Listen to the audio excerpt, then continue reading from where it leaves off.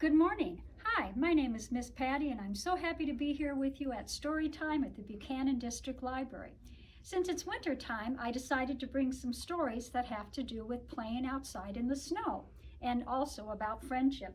And I brought a couple of friends of mine with me, Olaf from the movie Frozen, and some animals that live in snow all the time, penguin and polar bears. So today's first story is Where Did Bunny Go? By Nancy Tefuri. Bunny and Bird lived in an old apple tree. They were best friends. One morning they saw new snow all around. "Do you want to play?" called Bunny. "Yes," said Bird.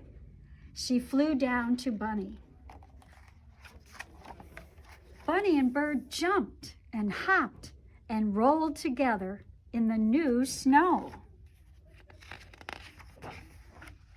Squirrel and Chipmunk came to play with them. First, they all played follow the leader. Chipmunk led the way. Then they played hide and seek. Bird covered her eyes. Squirrel and Chipmunk and Bunny looked for good places to hide. Chipmunk ran to the woods. Squirrel ran to the meadow. Bunny hopped to the pond to hide. Bird looked all around. She found Squirrel in a hollow of a tree trunk. She found Chipmunk under a bush. And see all those red berries? I bet those are tasty food for Bird during the winter. Then Bird looked for Bunny. She could not find him anywhere. "Come out, Bunny," called Bird. Bunny did not come out. "Well, where did Bunny go?" asked Bird.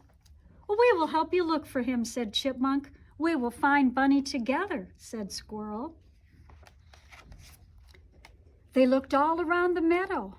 Bunny was not there. "Oh, maybe Bunny ran away," said Chipmunk. "No," said Bird. "Bunny is our friend. He would not run away." Page doesn't want to turn. They looked all around the woods. Bunny was not there. "Maybe Bunny is lost," said Squirrel. "Oh, I hope not," said Bird. "We must keep looking." They looked all around the pond. They could not find Bunny anywhere. Now Bird felt sad. "Maybe Chipmunk is right," said Bird. "Bunny ran away. He does not want to play with us anymore." Then Bunny jumped out of his hiding place. "Here I am, Bird," he called. Bunny hopped over to Bird.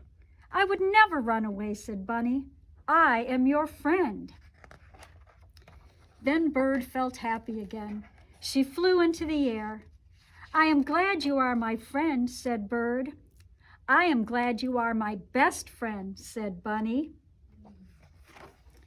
Then Bunny and Bird and Chipmunk and Squirrel played tag together around the old apple tree. The end. Okay, now the next story is also about friendship and snow. It's called Snow Friends by M. Christina Butler and Tina McNaughton. And I want you to notice a little difference here because there's snow on the ground, but there's also green grass and flowers growing right out of the snow. And that's what happens here in Michigan around our houses when it's late winter. Spring is just around the corner, and so the grass and the flowers are ready to grow. Snow Friends. Little Bear woke early from his deep winter sleep. As he yawned and stretched, he looked out of the bear cave and gasped. The world was covered with a thick white blanket, sparkling in the sunshine. "Ooh," he cried, "snow!" And he raced out to play. Little Bear went rolling and skidding down the hillside, racing faster and faster. He rushed through the trees, shaking the branches to make tiny white snowstorms. He stomped and stamped in the crunchy snow, making trails of footprints that circled and twirled.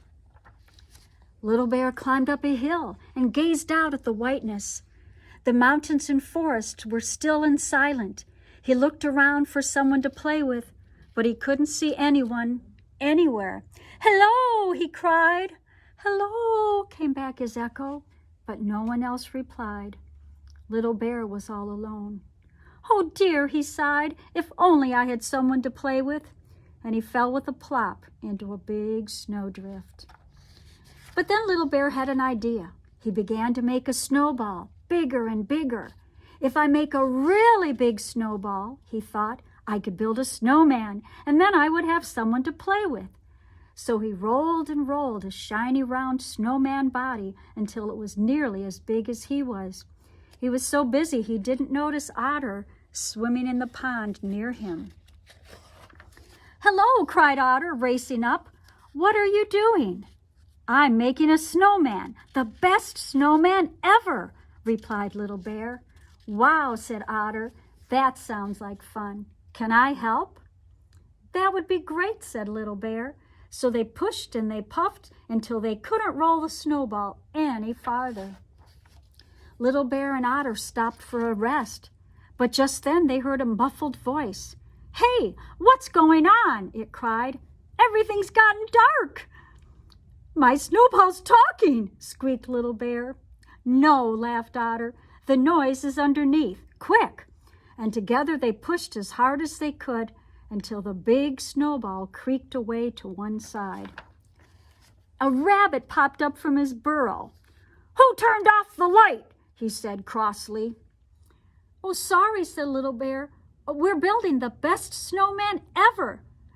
"And it got stuck on top of your burrow," giggled Otter.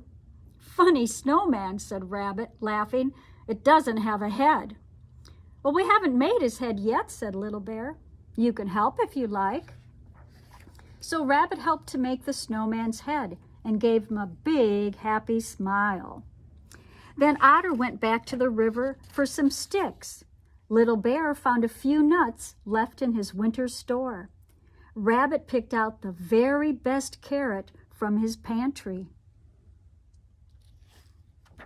They built the snowman together with Otter's sticks for arms, the nuts from Little Bear's store for his eyes. Finally, Rabbit climbed onto Little Bear's shoulders and pushed the carrot nose in place. Otter laughed and cheered. "Hooray! The best snowman ever was finished."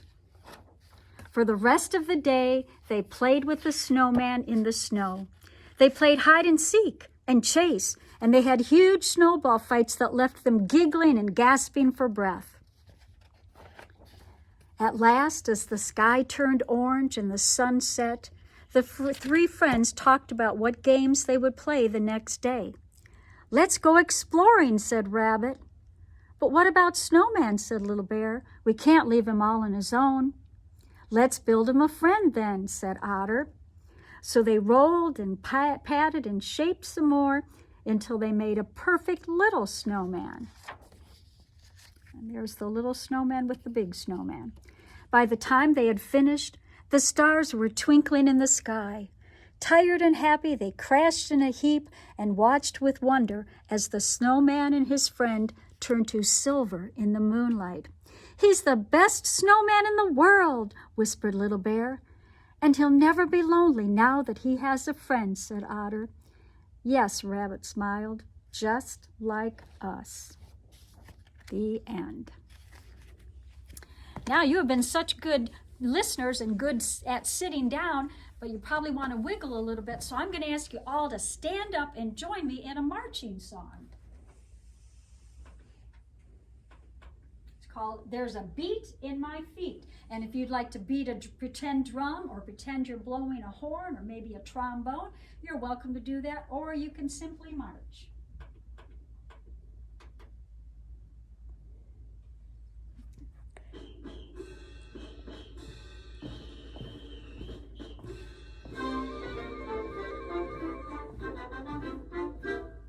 There's a beat, there's a beat, there's a B-E-A-T beat. There's a beat in my F-E-E-T feet. There's a beat, there's a beat, there's a B-E-A-T beat. There's a beat in my F-E-E-T feet. 1, 2, 3, 4. Hear that marching sound. Hear that marching sound. Hear that marching sound. 1, 2, 3, 4. Hear that marching sound. Marching, marching, marching all around. There's a beat, there's a beat, there's a B-E-A-T beat. There's a beat, there's a beat in my F-E-E-T feet. Thank you so much, and I hope you've had a great time today and hope you have a wonderful day. Bye-bye.